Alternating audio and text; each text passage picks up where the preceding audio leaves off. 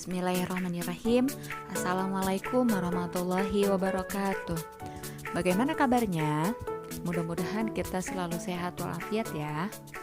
Kembali lagi bersama saya Ibu Is Aprianti.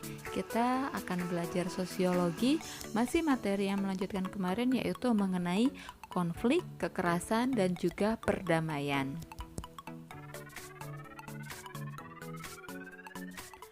Nah, yang akan kita bahas kali ini adalah mengenai akar masalah dan sebab-sebab terjadinya konflik, atau faktor-faktor atau penyebab-penyebab kenapa sih bisa terjadi konflik.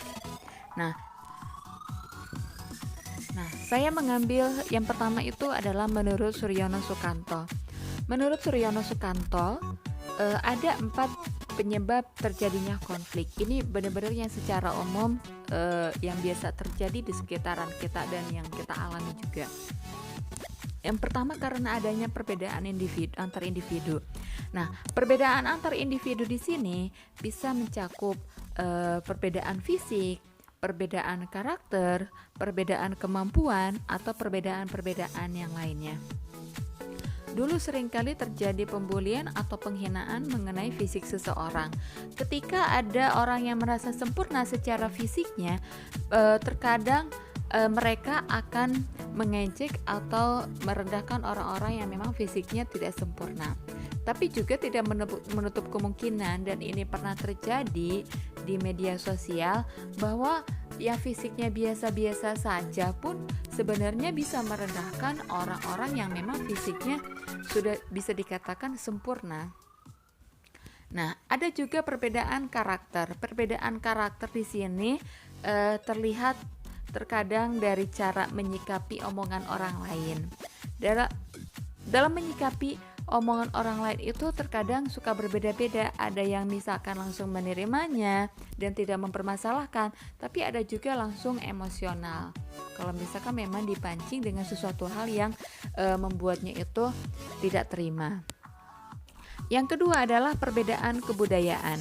Perbedaan kebudayaan di sini yaitu mencakup sesuatu hal yang berkaitan dengan kebiasaan-kebiasaan di suatu wilayah atau di suatu tempat. Nah, terkadang perbedaan kebiasaan-kebiasaan di sini akan menimbulkan konflik. Nah, kenapa bisa menimbulkan konflik? Ketika adat atau tradisi atau kebiasaan daerah tertentu dianggap sebagai sesuatu hal yang tidak lumrah, dianggap sesuatu hal yang memang tidak wajar, atau misalkan bertentangan dengan agama. Bisa jadi perbedaan tersebut itu akan menimbulkan konflik. Orang yang menganggapnya itu sesuatu hal yang tidak wajar bisa menjelek-jelekan atau bahkan merendahkan kebudayaan tersebut. Yang ketiga adalah perbedaan kepentingan. Perbedaan kepentingan di sini seringkali terjadi konflik antara pemerintah dengan masyarakat, atau antara masyarakat yang memang berbeda statusnya atau berbeda kedudukannya. Yang sering kali terjadi, yang saya ambil contoh di sini, perbedaan kepentingan antara Satpol PP dengan para pedagang kaki lima. Kenapa disebut atau dikatakan sebagai konflik yang terjadi karena perbedaan kepentingan? Karena yang pertama, para pedagang kenapa masih kekeh dengan pekerjaannya tersebut dan suka tidak terima ketika harus pindah, karena mereka merasa butuh. Mereka adalah orang yang memang sedang mengais rezeki melalui dagangannya itu. Nah, terus kenapa kemudian Satpol PP terkadang sering memaksa para pedagang tersebut untuk pindah atau meninggalkan lokasi tersebut? Nah, karena mereka hanya menjalankan tugas saja dari atasannya. Yang keempat adalah perubahan sosial. Nah, perubahan sosial bisa menjadi sebab terjadinya konflik. Nah, perubahan sosial di sini bisa berbagai macam. Saya ambil satu contoh, misalkan munculnya teknologi baru. Dulu masyarakat masih terbiasa dengan angkutan umum, naik angkot, naik ojek pengkolan, naik kereta, dan segala macamnya. Nah, seiring perkembangan zaman, semakin canggihnya teknologi, maka akan muncullah eh, terobosan-terobosan baru. Ketika munculnya transportasi online, tidak semua masyarakat langsung menerimanya, melainkan terjadi konflik, terjadi pertentangan antara masyarakat yang merasa haknya itu diambil oleh para driver transportasi online tersebut. Mereka merasa bahwa hal ini sesuatu hal yang tidak wajar atau tidak terima. Nah, akhirnya pernah terjadi bentrokan di beberapa wilayah, dan di Tangerang pun pernah terjadi demikian. Atau perubahan sosial di sini bisa terjadi ketika adanya perubahan-perubahan kebijakan yang dibuat oleh pimpinan, entah itu di suatu perusahaan ataupun di pemerintahan. Yang saya ambil contoh di sini adalah ketika terjadinya perubahan kebijakan yang dibuat oleh pemerintah, sampai masyarakat turun ke jalan melakukan aksi, demonstrasi atau menyampaikan pendapat ketika suatu kebijakan yang dibuat dirasa merugikan rakyat atau masyarakat banyak, mereka akan memperjuangkannya. Dan di situ sudah terjadi konflik antara masyarakat dengan pemerintah. Selanjutnya adalah menurut Harjana. Menurut Harjana, sebab terjadinya konflik di sini ada 5, yaitu masalah struktural, masalah kepentingan, masalah perbedaan nilai, masalah kesalahan perbedaan data, dan juga masalah hubungan antar manusia. Yang pertama adalah masalah struktural. Struktural di sini adalah berkaitan sama susunan kabinet atau apapun tentang pembagian tugas, pembagian status dan juga peran, seringkali menimbulkan konflik juga. Banyak sekali masyarakat yang memang menginginkan kedudukan yang tinggi. Banyak sekali masyarakat yang memang ingin mempunyai jabatan tertentu yang lumayan bergengsi. Nah, ketika dirinya itu tidak mendapatkan sesuatu hal yang memang diinginkan, atau ada struktur yang memang tidak sesuai dengan yang diharapkannya, itu bisa menjadi masalah atau bisa menjadi konflik antar anggota. Yang kedua adalah masalah kepentingan. Seperti yang dijelaskan tadi sama Suryono Sukanto, bahwa masalah kepentingan pun akan berpengaruh, karena terkadang orang tidak memahami kepentingan antara si A dengan si B. Kenapa si A melakukan hal demikian, kenapa si B melakukan hal demikian. Yang ketiga adalah masalah perbedaan nilai. Nah, perbedaan nilai di sini artinya ketika seseorang menilai sesuatu hal itu penting, sesuatu hal itu berharga, belum tentu menurut orang lain pun demikian. Nah, di sini pun perbedaan nilai seperti itu bisa menimbulkan konflik. Nah, di sini perbedaan nilai pun sebenarnya berkaitan dengan perbedaan pendapat atau perbedaan kepentingan. Seperti yang kita tahu bahwa setiap manusia itu memiliki pemikiran-pemikiran yang berbeda. Yang keempat adalah karena adanya masalah perbedaan data. Nah, perbedaan data di sini ketika seseorang menyajikan data dibandingkan dengan data yang disajikan oleh orang lain, kemudian terdapat perbedaan, di situ terkadang sering menimbulkan konflik juga, karena akan dianggap bahwa perbedaan-perbedaan tersebut terjadi karena ada sesuatu hal yang ditutupi, ada kecurangan-kecurangan yang terjadi dan sebagainya. Dan yang kelima, masalah hubungan antar manusia. Nah, masalah hubungan antar manusia di sini bisa karena perbedaan antar individu, perbedaan fisik, perbedaan karakter, dan juga perbedaan yang lainnya. Nah, di sini saya hanya mengambil menurut 2 pendapat tadi, yaitu menurut Suryono Sukanto dan juga menurut Harjana. Namun secara umum sebab terjadinya masalah tersebut kurang lebih sama.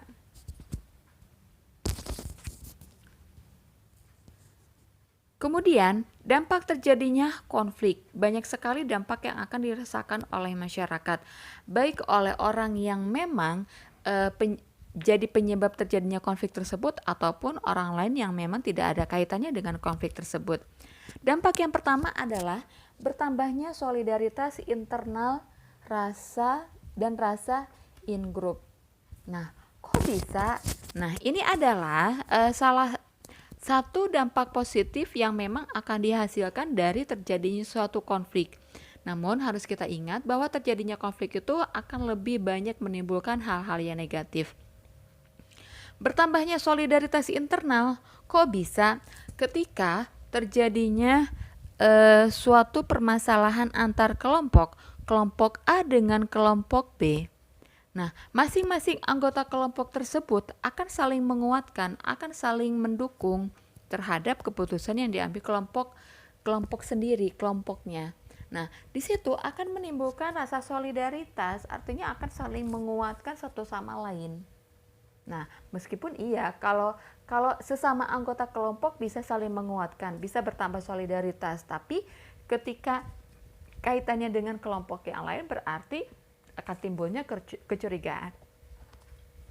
Yang kedua adalah memudahkan perubahan kepribadian individu. Kenapa hal tersebut bisa terjadi? Nah, hal tersebut bisa terjadi ketika adanya konflik-konflik antar kelompok. Nah, terjadinya konflik-konflik antar kelompok biasanya itu akan mengubah kepribadiannya untuk mengidentifikasikan dirinya secara penuh dengan kelompoknya. Nah, yang tadinya mungkin masih cuek, masih tidak peduli dengan sesama anggota kelompok, itu akan menimbulkan perubahan kepribadian. Yang tadinya dia cuek atau misalkan tidak peduli, dia justru akan lebih care atau lebih peduli terhadap ketika terjadi sesuatu hal yang memang pada anggotanya yang lain. Yang ketiga adalah goyah dan retaknya persatuan antar kelompok. Itu sudah pasti, khususnya ketika terjadinya perbedaan antar kelompok. Di sini seringkali terjadi khususnya ketika musim pemilihan-pemilihan, entah itu pemilihan gubernur, pemilihan bupati, pemilihan wali kota, bahkan sampai pemilihan presiden. Nah, terjadinya kegoyahan tersebut atau retaknya persatuan antar kelompok tersebut nanti akan menimbulkan kecurigaan dan dampak negatif yang lainnya. Nah, ketika kita sudah mendukung kelompok kita, berarti kita akan sering curiga terhadap kelompok yang lain dan merasa bahwa kelompoknya saja yang memang paling benar, sedangkan kelompok yang lainnya itu salah atau memang banyak hal negatifnya. Yang keempat adalah menimbulkan dampak psikologis yang negatif. Nah, seperti apa? Seperti perasaan tertekan sehingga menjadi siksaan terhadap mentalnya. Entah itu munculnya rasa stres, kehilangan rasa percaya diri, frustasi, cemas, takut, ataupun yang lainnya. Nah, hal ini bisa terjadi pada pribadi individu yang memang tidak tahan ketika menghadapi suatu konflik. Nah, karena tidak semua orang itu bisa menyikapinya dengan kepala dingin, dengan sabar. Ketika ada orang yang memang tidak sabar ketika menghadapi suatu konflik, maka akan berdampak sesuatu hal yang negatif-negatif terhadap pribadinya. Yang kelima adalah mematikan semangat kompetisi dalam masyarakat. Nah, kenapa? Karena ini ada kaitannya dengan yang poin sebelumnya. Pribadi yang mendapat tekanan psikologis akibat konflik cenderung pasrah dan putus asa terhadap dirinya sendiri.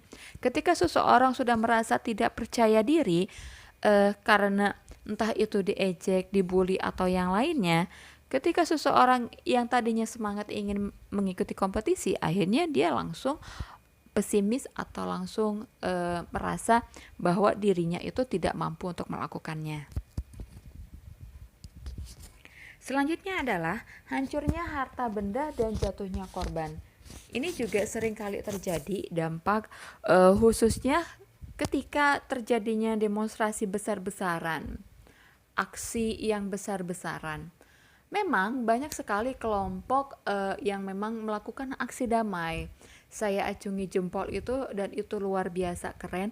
Tapi terkadang dalam kegiatan demonstrasi tersebut seringkali ada oknum-oknum yang memang membuat demonstrasi tersebut jadi ricu atau jadi berantakan, sehingga seringkali terjadi perusakan terhadap fasilitas-fasilitas, bahkan sering juga jatuhnya korban.